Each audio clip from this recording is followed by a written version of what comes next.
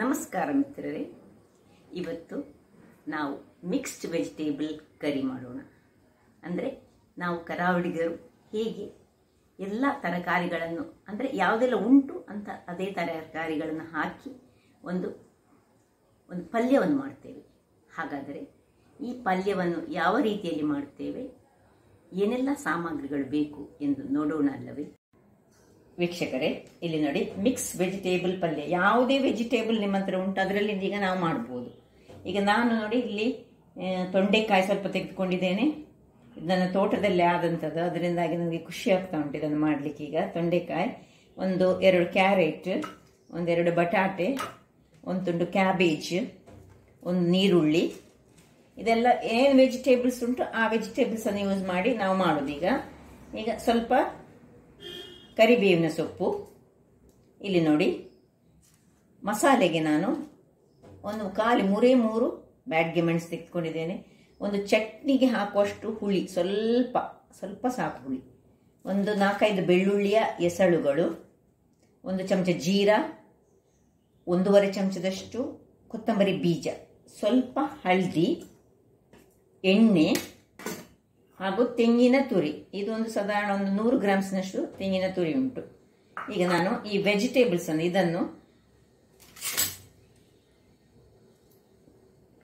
ನಾನು ನೋಡಿ, ಈ ತೊಂಡೆಕಾಯಿಯನ್ನು ನಾನು ಉದ್ದೋದ್ದಕ್ಕೆ ಸೀಳ್ತೇನೆ. ಹೀಗೆ ರೌಂಡ್ ಅಲ್ಲಿ ಸಣ್ಣದಾಗಿ ಎಲ್ಲ ವೆಜಿಟೇಬಲ್ಸ್ಗಳನ್ನು ನಾವು ರೌಂಡ್ ಅಥವಾ ಹೇಗೆ ನಿಮಗೆ ಸಣ್ಣದಾಗಿ ಹೆಚ್ಚಿಕೊಂಡು ನಾವು ಈಗ ಸಿಂಪಲ್ ಆದ ಒಂದು ಮಿಕ್ಸ್ಡ್ ವೆಜಿಟೇಬಲ್ ಪಲ್ಯವನ್ನು ಮಾಡ್ತಾ ಇದ್ದೇವೆ. ನೋಡಿ ಮಿತ್ರರೇ, ಎಲ್ಲ ಕಟ್ ಮಾಡಿ ಆಯಿತು. ಇಲ್ಲಿ ನೋಡಿ, ಇದು ಕ್ಯಾಬೇಜನ್ನು ನಾನು ಚೆನ್ನಾಗಿ ತೊಳೆದು ಇದನ್ನು ನೀರಿನಲ್ಲಿ ಕ್ಲೀನ್ ಮಾಡಿ ಸರಿ ಹಿಂಡಿ, ಅದರಲ್ಲಿ ಸ್ವಲ್ಪ ಸಹ ನೀರಿರಬಾರ್ದು. ಮತ್ತು ನೋಡಿ, ತೊಂಡೆಕಾಯಿಯನ್ನು ನಾನು ಈ ರೀತಿ ಕಟ್ ಮಾಡ್ಕೊಂಡಿದ್ದೇನೆ. ಸ್ಪ್ರಿಂಗ್ ಆನಿಯನ್ ಹೀಗೆ ಸಣ್ಣದಾಗಿ ಹೆಚ್ಚಿಟ್ಟುಕೊಂಡಿದ್ದೇನೆ. ಇಲ್ಲಿ 1 ಬಟಾಟೆ ಮತ್ತು ಕ್ಯಾರೆಟ್, ನೀರುಳ್ಳಿ. ಓಕೆ, ಈಗ ನಾವೇನು ಮಾಡಬೇಕು, ಸುರಿಗೊಂದು ಮಸಾಲೆ ರೆಡಿ ಮಾಡಿಟ್ಟುಕೊಳ್ಳೋಣ.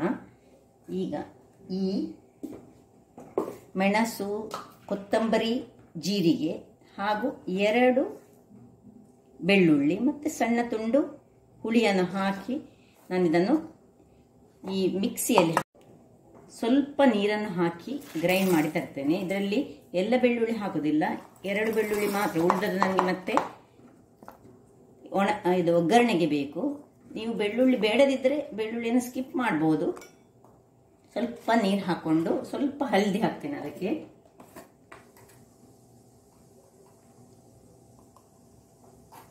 ಓಕೆ, ಇದನ್ನು ಸ್ವಲ್ಪ ನೀರು ಹಾಕಿ ನಾನು ಗ್ರೈಂಡ್ ಮಾಡಿ ನಂತರ ತೋರಿಸ್ತೇನೆ. ನೋಡಿ ವೀಕ್ಷಕರೇ, ನೋಡಿ, ಇಷ್ಟು ಫೈನ್ ಪೇಸ್ಟ್ ಆದಮೇಲೆ ಈಗ ಇದಕ್ಕೆ ನಾವು ಈ ತೆಂಗಿನ ತುರಿಯನ್ನು ಹಾಕಿ ಒಂದೇ ಒಂದು ರೌಂಡ್, ಹೆಚ್ಚಲ್ಲ, 1 ರೌಂಡಲ್ಲಿ ನಾನು ಇದನ್ನು ಗ್ರೈಂಡ್ ಮಾಡಿ ತರ್ತೇನೆ. ಇನ್ನು ಈಗ ನೀರು ಸೇರಿಸುವುದು ಬೇಡ, ಜಸ್ಟ್ ನೋಡಿ ಗ್ರೈಂಡ್ ಮಾಡಿದ್ದು ಹೀಗೆ ಆಯಿತು. ಈಗ ಇದನ್ನು ಬದಿಗಿಟ್ಟುಕೊಳ್ಳೋಣ. ಇಲ್ಲಿ ನಾವೊಂದು ಗ್ಯಾಸನ್ನು ಉರಿಸಿಕೊಳ್ಳೋಣ. ಅದರಲ್ಲಿ ಕಡಾಯಿ ಇಟ್ಟು ಎಲ್ಲ ವೆಜಿಟೇಬಲ್ಸ್ಗಳನ್ನು ಈಗ ನಾವು ಬೇಯಿಸುವುದು. ನೋಡಿ, ಚೂರು ಒಂದು ಚಮಚದಷ್ಟು ಎಣ್ಣೆಯನ್ನು ಹಾಕ್ಕೊಂಡು ನಾವು ಮೊದಲಿಗೆ ನೀರುಳ್ಳಿಯನ್ನು ಹಾಕೊಳ್ಳೋಣ. ನೋಡಿ, 1 ದೊಡ್ಡ ನೀರುಳ್ಳಿಯನ್ನು ನಾನು ಕಟ್ ಮಾಡಿಕೊಂಡಿದ್ದೇನೆ. ನೀರುಳ್ಳಿಯನ್ನು ಹಾಕಿ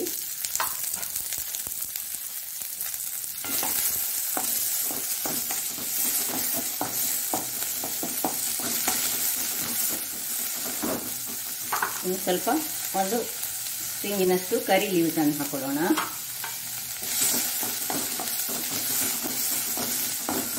ಸ್ವಲ್ಪ ಬಾಡ್ತಾ ಇರುವಾಗ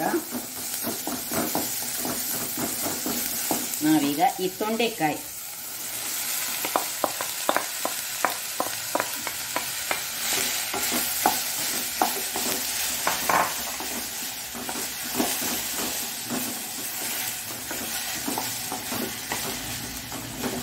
ಆಮೇಲೆ ಈ ಕ್ಯಾರೆಟ್ ಹಾಗೂ ಬಟಾಟೆ, ಇದೆಲ್ಲ ಬೇಕಂತಿಲ್ಲ, ನಿಮ್ಮ ಹತ್ರ ಏನು ವೆಜಿಟೇಬಲ್ಸ್ ಉಂಟು ಆ ವೆಜಿಟೇಬಲ್ಸ್ ಅನ್ನು ಹಾಕಿದರೆ ಆಯ್ತು ವೀಕ್ಷಕರೇ.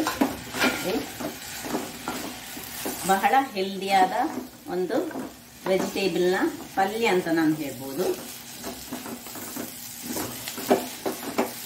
ತುಂಬ ದೊಡ್ಡ ಉರಿ ಬೇಡ ಸುರಿಗೆ. ಇದನ್ನು ಸ್ವಲ್ಪ ಎಲ್ಲ ಎಣ್ಣೆಗಳಲ್ಲಿ ಇದು ಹಾಗೆ ಫ್ರೈ ಆಗಬೇಕು. ಚೂರು ಲೈಟ್ ಸ್ವಲ್ಪ ಎಣ್ಣೆ ಹಾಕಿಕೊಂಡದ್ದು ನಾವು ನೋಡಿ. ಈಗ ಇದಕ್ಕೆ ಸ್ವಲ್ಪ ಉಪ್ಪನ್ನು ಹಾಕೊಳ್ಳೋಣ. ಹಾಕಿ ನಾವು ರುಚಿಗೆ ತಕ್ಕಷ್ಟು ಉಪ್ಪನ್ನು ಹಾಕೊಂಡು ಇದನ್ನು ಸಣ್ಣ, ಇದಕ್ಕೆ ಏನೀಗ ನೀರು ಸೇರಿಸಿಕೊಳ್ಳೋದು ಬೇಡ, ಸಣ್ಣ ಉರಿಯಲ್ಲಿ ಒಂದು 5 ನಿಮಿಷ ಇದರಲ್ಲಿ ಅದು ಬಾಡಬೇಕು. ಈಗ ಬಾಯನ್ನು ಮುಚ್ಚಿಕೊಂಡು ನಾವು 5 ನಿಮಿಷಗಳ ಕಾಲ ಏನು ನೀರು ಹಾಕ್ಲಿಕ್ಕಿಲ್ಲ, ಹೀಗೆ ಅದರಷ್ಟಕ್ಕೆ ಅದು ಬಾಡ್ಲಿ. ನೋಡಿ, ಒಂದು 2-3 ನಿಮಿಷ ಆಗಿದೆ ವೀಕ್ಷಕರೇ. ಈಗ ನಾನು ಸ್ವಲ್ಪ ಉರಿಯನ್ನು ದೊಡ್ಡದು ಮಾಡಿಕೊಂಡೆ. ನೋಡಿ, ಈಗ ಸ್ವಲ್ಪ ಬಾಡಿತಲ್ಲ ಇದು. ಈಗ ಈ ಹೊತ್ತಿನಲ್ಲಿ ನಾವೇನು ಮಾಡಬೇಕು ಹೇಳಿ ನೋಡಿ, ಆನಿಯನ್ ಎಲ್ಲ ಸ್ವಲ್ಪ ಕಲರ್ ಪಿಂಕಿಶ್ ಬಂತು ನೋಡಿ. ಈಗ ನಾವು ಒಂದು ಸ್ವಲ್ಪ ಬೆಲ್ಲ, ಒಂದು ಚಿಟಿಕೆಯಷ್ಟು ಬೆಲ್ಲವನ್ನು ಹಾಕ್ಕೊಳ್ತಿದ್ದೇನೆ ನಾನು ಇದಕ್ಕೆ. ಈಗ ಕೊನೆಗೆ ಕ್ಯಾಬೇಜ್ ಮತ್ತು ಸ್ಪ್ರಿಂಗ್ ಆನಿಯನ್ ಕೊನೆಗೆ ಹಾಕ್ಕೊಳ್ಳೋದು ಈ ಹೊತ್ತಿನಲ್ಲಿ.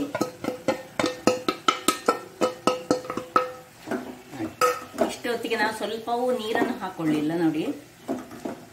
ಕ್ಯಾಬೇಜ್ ಹಾಕೊಂಡು ತಿರುಗಿಸಿ ಮತ್ತೆ ಅದರ ನಂತರ ಸ್ಪ್ರಿಂಗ್ ಆನಿಯನ್ ಇದ್ದರೆ ಹಾಕೊಳ್ಳಿ. ಸ್ಪ್ರಿಂಗ್ ಆನಿಯನ್ ಬಹಳ ಒಳ್ಳೆಯದು ದೇಹಕ್ಕೆ.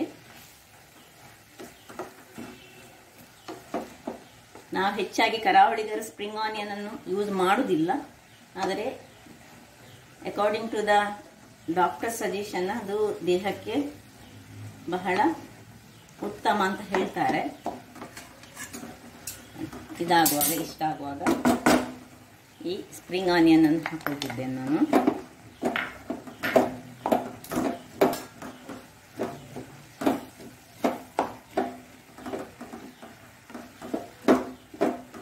ಇದರಲ್ಲಿ ಸ್ವಲ್ಪ 1 ನಿಮಿಷಗಳ ಕಾಲ ತಿರುಗಿಸಿಕೊಂಡು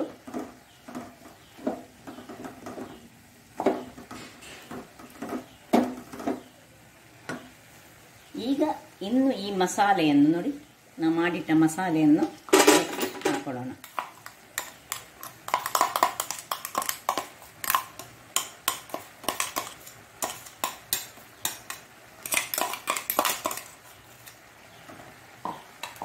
ಹಾಕೊಂಡು ಸ್ವಲ್ಪ ತಿರುಗಿಸೋಣ.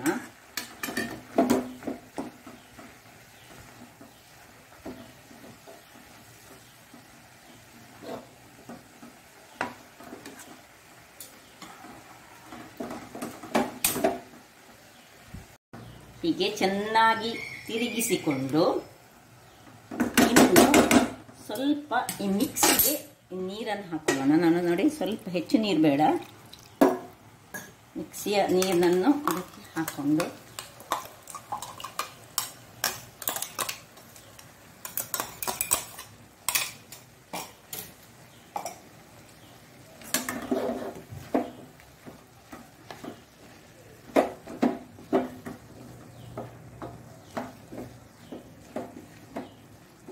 ಒಳ್ಳೆ ತಿರುಗಿಸಿ ಮೀಡಿಯಂ ಫ್ಲೇಮಲ್ಲಿ ನಾವೀಗ ಇದನ್ನು ಇನ್ನು 2-3 ನಿಮಿಷಗಳ ಕಾಲ ಬೇಯಿಸೋಣ. ಎಲ್ಲ ವೆಜಿಟೇಬಲ್ಸ್ ಚೆನ್ನಾಗಿ ಬೇಯಬೇಕು.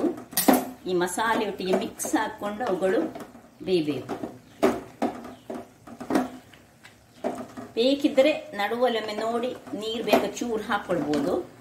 ಇಷ್ಟು ಸಾಕು. ಮೀಡಿಯಂ ಫ್ಲೇಮಲ್ಲಿ ಇಟ್ಟರೆ ಇದು ಚೆನ್ನಾಗಿ ಈಗ ಅದರಲ್ಲಿ ಮಸಾಲೆ ಮಿಕ್ಸ್ ಹಾಕಿಕೊಂಡು ಬೇಯ್ತದೆ.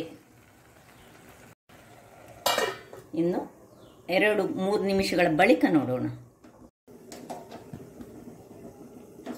ಇಲ್ಲಿ ನೋಡಿ ವೀಕ್ಷಕರೇ, ನೋಡಿ ಎಲ್ಲ ಬೆಂದು ಒಂದು ಚೆಕ್ ಮಾಡ್ಕೊಳ್ಬೇಕು ಈ ಹೊತ್ತಿನಲ್ಲಿ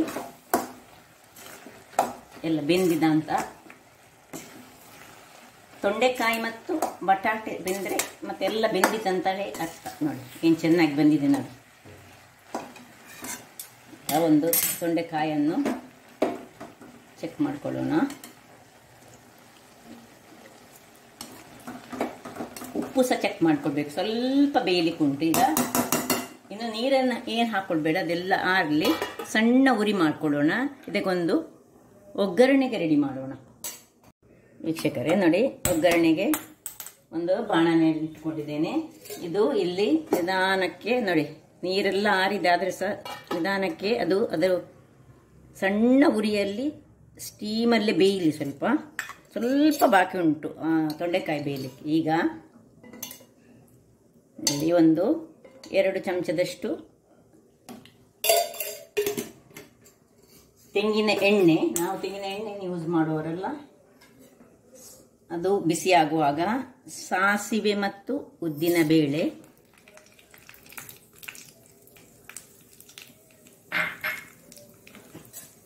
ಸಾಸಿವೆ ಉಡಿಲಿ,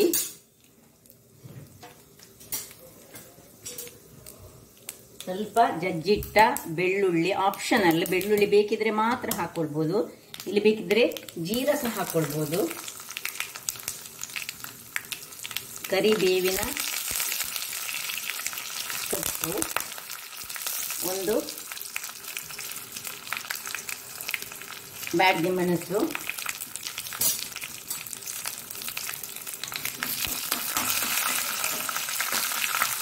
ಸ್ವಲ್ಪ ಹಿಂಗು ಹಾಕೊಳ್ಳೋಣ.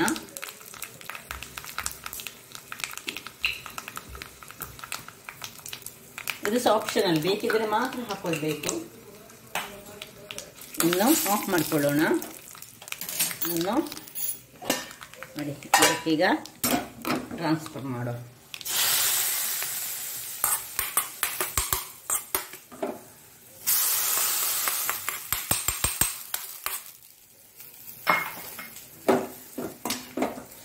ಇನ್ನು ಸಹ ನಾನು ಗ್ಯಾಸ್ ಆಫ್ ಮಾಡಲಿಲ್ಲ. ಈಗ ಚೆಕ್ ಮಾಡ್ಕೊಳ್ಬೇಕು ಎಲ್ಲ ಬೆಂದಿದೆ ಇಲ್ಲ ಅಂತ, ಆಮೇಲೆ ಗ್ಯಾಸ್ ಆಫ್ ಮಾಡ್ಕೊಳ್ಳೋಣ. ವೀಕ್ಷಕರೇ, ಆಯ್ತು, ಇದು ಬೆಂದಿದೆ. ಈಗ ಚೆಕ್ ಮಾಡುವಾಗ ತೊಂಡೆಕಾಯಿ ಸಹ ಬೆಂದಿದೆ ಹೇಳಿದ್ರೆ ಅದು ಬೆಂದಿದೆ ಅಂತ ಅರ್ಥ ನೋಡಿ. ಇನ್ನು ಸಹ ಬೇಕಿದ್ರೆ ನೀವು ಡ್ರೈ ಮಾಡಿಕೊಳ್ಬಹುದು. ನಮಗಿಷ್ಟು ಸಾಕು. ಅನ್ನಕ್ಕೆ ಸಾರು ಒಂದಿದ್ರೆ ಒಂದು ಹೆಲ್ದಿಯಾದ ಮಿಕ್ಸ್ ವೆಜಿಟೇಬಲ್ ಪಲ್ಯ ರೆಡಿಯಾಗಿದೆ. ಈಗ ಸರ್ವಿಂಗ್ ಟೈಮ್.